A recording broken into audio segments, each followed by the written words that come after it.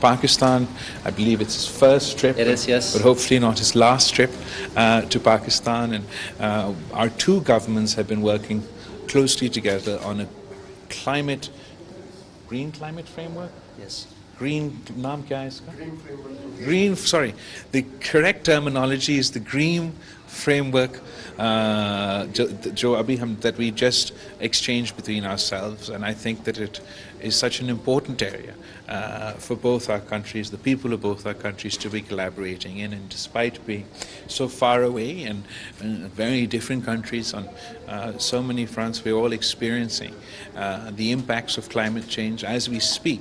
There's a hurricane that is hurtling towards the province of Sindh in Pakistan. And last year, when I was meant to make my trip to your country, my trip was delayed at the last minute because we had the historic floods as a result of last year's monsoons. But I'm very happy to report that despite the challenges that we face, our two countries are working together in energy transition, in creating a green, resilient infrastructure for our people in the future. And I think that there's a lot of areas that both our people can benefit by this cooperation. Despite living far away, we're both suffering from the consequences of climate change, and the government in your country in particular has been a leading voice and a leading advocate for the green energy transition, for the climate agenda in general within Europe. And Pakistan is very excited to partner with our European partners on this ambitious agenda for our green energy transition that not only has positive implications for us, obviously, within the climate context, but also on an economic context. I want to give this opportunity to my friend here to make a statement as well. First of all, Your Excellency, thank you so much for receiving me. I hope to be able to show you the same hospitality in Denmark soon. I think it's a very important agreement that we've signed today. There's no doubt that we share many of the same ambitions. We both want to fight climate change, and we both feel that the international efforts are going too slow. So we need to be front runners in this process. Now, as you rightly said, Your Excellency, Denmark has been going through a green transformation for decades now. And actually one of the main points in our meeting and our talks that we just had was that when we started the transformation in Denmark, we didn't even call it green, because this was in the 1970s. This was before environment and climate change issues were high on the agenda. So why did we do it? We did it because of energy security. And we did it because it makes very good sense also from an economic perspective. And that is really, I think, also at the core of our agreement. And this is something we do for the sake of the climate, but also for the sake of a healthy growth and economy and development. Now, it's also important for me to underline also to the people of Pakistan that we have been very touched when seeing and hearing about the effects of climate change that you are facing every day. And we stand ready to help and assist as much as we can, obviously. Climate change is not something that might happen in a distant future. It's here right now, and you are probably the country in the world that feels that the hardest. Mm-hmm. And the international community definitely needs to be on your side in this, in trying to adapt and trying to remedy the situation as good as you can. And I commend you for the huge effort that you are doing, and we will stand on your side in the future. Thank you. Thank you. Mr. Minister, what is the significance of this green framework in the context of Pakistan's position on climate change, and especially the floods of 2022?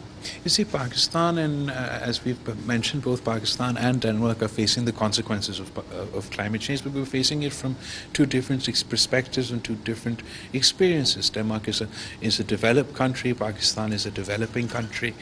We contribute in different ways to the climate crisis, and now we have to address it in the best ways we can. And I think this is a good good example of how the developing world and the developed world can partner together to find solutions and work together to meet this challenge together. There are many forces out there, or voices out there within this conversation that wants to divide the world between the global north and the global south, but I don't think that any of us can do this alone. We have to all work together to overcome this challenge, and the Green Framework Agreement between Pakistan and Denmark is just one example of how we can develop a healthy partnership on this agenda. We can complement each other's climate agendas, but also each other's economic ambitions, and create economic opportunities for each other's peoples. For example, the energy transition in Pakistan, Denmark has had an experience in green energy transition, and their experience is as a result not only of their climate ambitions, but also because of their ambitions to be energy independent and provide economic opportunities to their people, provide green new jobs to their people. And us here in Pakistan also, yes, we're facing the brunt of the climate crisis, and we want to reduce our climate output, but we also want to diversify our energy needs. We also want to have an organic, homegrown energy resources. Pakistan has vast potential for solar energy, and we have huge potential for wind energy. Denmark is already working in Pakistan on wind energy, and I hope to be able to work within the federal government to create such policies on behalf of our federal government that encourage international companies, different countries to come and invest in Pakistan in green energy, in the wind sector and in the energy sector. So going forward, how do you see the relationship between Pakistan and Denmark going? Well, we are already very close friends and have collaborated for many years, had partnerships for many years, but we hope that in the future we will become even closer. There's no doubt that on the green agenda we share many of the same objectives, and I guess you could say that on some of the issues we have the knowledge and experience and you have the scale, so it will be in both our interests to work closer together. Wind is a very good example of that. As I understand it, Pakistan could be a superpower in wind energy because of the way you're situated and the winds that you have. Now, we were the first country in the world to build an offshore wind farm and onshore wind already back in the 1970s. So the decades of experience that we have, we hope to be able to share, and it will be good for both countries. Okay, thank you for taking time to answer my question. Well, do you have a direct message for an average citizen in Denmark, for the part of the world that has played the most significant role in Pakistan in driving the current high levels of emissions? Emissions that are now having a stark and devastating effect in Pakistan. My message to the people of your country is that this is a crisis not of our making, in the sense that not of my generation making, and not of my generation's making, nor is it the making of the young generation in your country.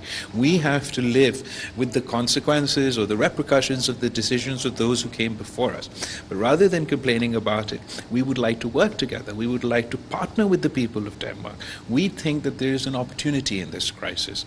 We believe that the experience that, as your minister said, that you've gained firsthand by investing early in green energy, in wind energy, can now benefit places like Pakistan that are experiencing an outsized impact from the climate crisis and climate change. We have about 15,000 megawatt wind corridor potential in Pakistan that I think Danish companies and the Danish private sector can also invest in and benefit from. We're very grateful to the people of Denmark, to the government of Denmark, who supported us during the relief efforts of the last floods, who provided clean drinking water facilities during this sort of peak of the crisis in my home province of Sindh, who were partners with us at the Climate Resilient Pakistan conference that we held in Geneva, where your government also announced support for Pakistan.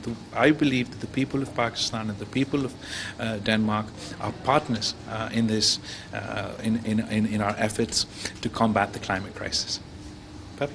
Thank you. Thank you. Thank you so much. وزیر خارجہ